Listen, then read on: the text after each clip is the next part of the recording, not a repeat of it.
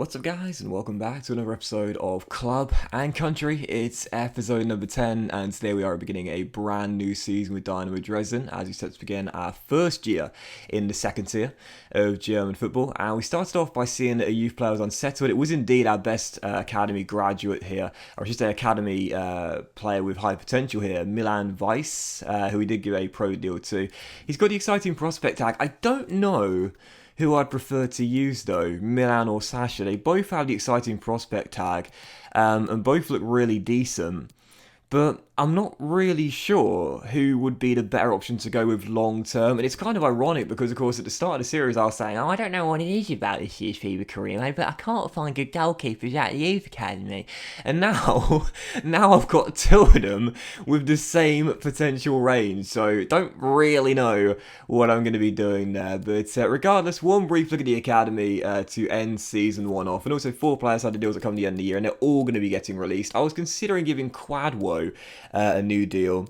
He's a left back by trade, but often I deploy him at left midfield. 64 rated, but 24 years old now, and I was thinking, I don't know, we're building for the future, and I know that 24 is still very young.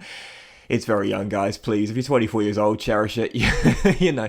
But either way, I thought, I'll just let him go and look for some younger players with higher potential next season, and also players out of the academy as well. So as we officially end season 1 and officially begin season 2 with Dynamo Dresden, beginning in a brand new division this year, we find out our budget for season 2's transfer window, where, as you can see, Dynamo Dresden have got to play with $5.75 million with wage budget alteration. It's probably more likely to be around 5.25 to 5.5, maybe 5 million if we put players on high contracts, but really 5.25 to £5.5 million season 2, and that's kind of what I expected as well. We left money in the budget last year. We got 1.6 million prize money as well, so that's kind of what I expected. So if you make progression, we're going to get given more money every year as well, so that's kind of what I was predicting. The interesting things in our objectives though, we've been told to sign one player of different nationality from the club, which I thought was really interesting there. That's going to be a bit hard to do in a club and country, don't you think? I can't see that objective being hit, but yeah, look at our objective this season. Reached around 16 DFB Pokal. Obviously, that is going to be our first year playing cup football this year, so very excited for that. And I'd like a little nice cup run. We did that with Cork City basically every single season, so I'd like a pretty nice cup run in our first year playing the DFB Pokal this year. And also finished mid-table in the second Liga as well, which I thought was really interesting because normally when you're a newly promoted side, as you see very frustratingly indeed here, both Sasha and Milan have gone from having exciting prospect to showing great potential. That is so frustrating. Sasha played a lot of games last season as a teenager. Milan's just come out of the academy, but they both have potential decreases. I guess that's how dynamic potential works in this year's FIFA. Sometimes it'll go up, sometimes it'll go down. But yeah, finish in the second tier. Finish in mid-table. As you see, Albert Simon, talk about dynamic potential. He's gone for exciting prospect to potential to be special. Not one bit surprising after the amazing debut year he had last season. He's definitely going to be the star of this team, not before long. But yeah, to finish in mid-table, you know, the board basically saying, okay, we're only a 3.5 star team, but after last year's title win, come on man, we're better than having to try and avoid and scrap away from a relegation fight. So yeah, to me, I'm going for back-to-back promotions. Like, I'll just be honest, I'll just say it right now. You know, I know sometimes I can be very kind of low in my expectations and very kind of reserved in my ambition for the season. But I've got to start being honest now. You know, when it comes down to playing in a league outside the top tier, I think I just need to sit there and just be honest. Yeah, we should be able to get back-to-back promotions and head up to the Bundesliga for next season. If we don't do that, I'll be very disappointed. You know, when we do it via playoff spot or automatically, either is fine for me. But I don't want to be playing second-tier football at this point next season. I want to be in the Bundesliga next year, and there's no reason we can't do that. With the team we've got, the youngsters we've got, they're going to be developing all throughout the season, and of course the money we've got as well. So I put a couple of players on the transfer list, Nipping and Stark. Nipping went very, very quickly for, I think it was £850,000, and I decided to try and reinvest in a very good, high-potential young German talent, plus giving Bochum our captain as well. I wanted Bela Kotchap, who is 70 rated and just 19 years old. VFL Bochum said no to the initial deal, but give us an extra $250,000 to take it to 2.25 mil and a sell-on clause as well, which is of course redundant as we're not going to sell this guy whatsoever. And I can tell you now, this guy has got, I think it's mid-80 potential potential, and he looks absolutely fantastic. I wanted him last year. He was a bit out of my price range. That's why I went for FIFA and David instead. But he's got the exciting prospect tag. He's 19 years old. We get the captain's wages off our books as well. And I said we were going to sell him this season in the last episode. And this dude looks incredible. He's quick. He's a great defender. He's got 89 strength. He's 6'3" with a 5-star weak foot.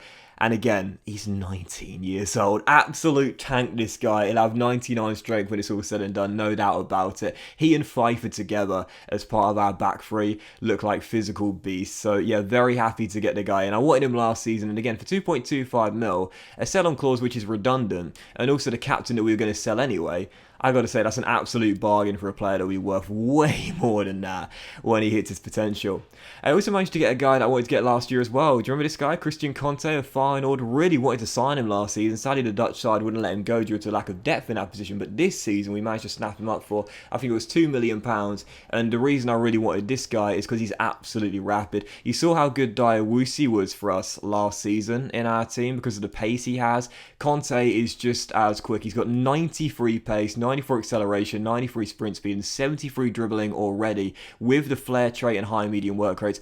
I don't think I'll start him though, because I quite like Gutau on the right hand side being a left footer as an inside forward. I think I'll have him as an injection of pace coming off the bench, because again, Gutau's got the exciting prospect, the showing great potential tag, I believe, as well, whereas Conte doesn't. So yeah, I think I'll have him come off the bench to begin with, and I think it's an injection of pace and energy and fresh legs off the bench. Playing at this level, running at tired legs will be really handy indeed. So he was our second signing of the window so far. I also bought in Rocco Wrights on a free transfer as well. 19 years old, 66 overall. Looks pretty decent, to be fair. Doesn't have a great potential tag or anything like that, but certainly an attacking midfielder, no doubt about that. Not a deeper player, but should be retrained to CAM, so that's where I'm going to retrain him.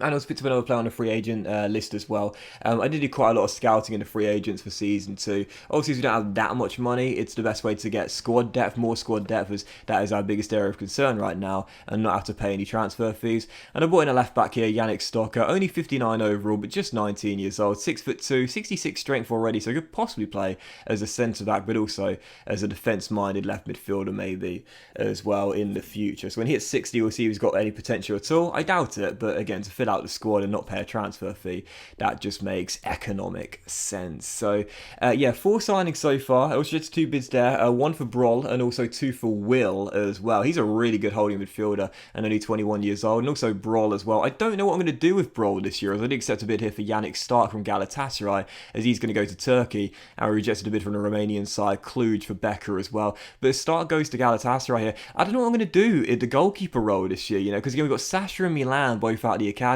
They both show great potential, but Kevin is the highest rated, and last year was consistently good as well.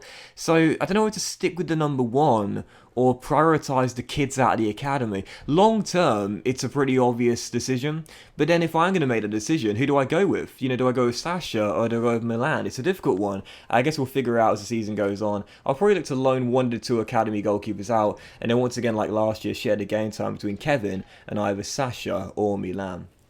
Still, the 5th and final signing of the window so far was this guy. Bought him in from Bayer Leverkusen. I really wanted him last year, Emrhan Gedikli.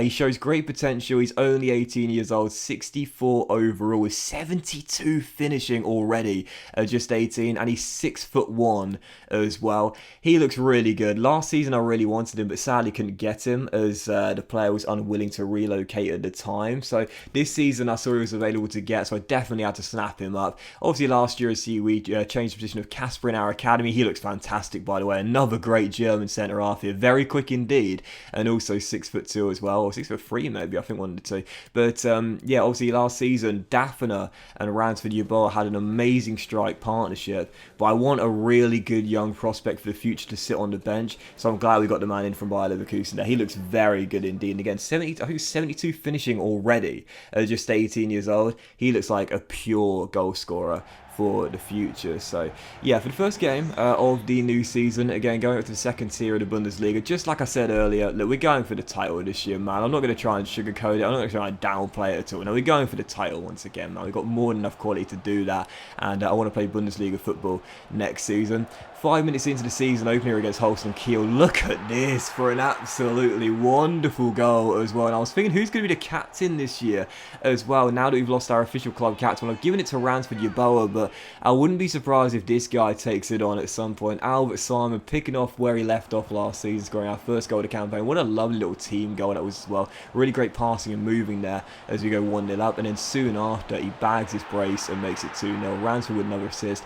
Albert with another goal. 2-0 Dresden. Perfect start. And again, this is what we were known for last season, being that high-powered offensive side. Just because we've gone up to a higher division and a better tier does not mean we're going to change one bit. No way, man. We're all about offense. We're all about scoring goals, and that is going to be no different this season in our second year with Dresden. So Ransford Yeboah makes it 3-0 about 24 minutes in. We're absolutely dominating this point, high-flying. But the one thing that will not change from last season either is my poor defending.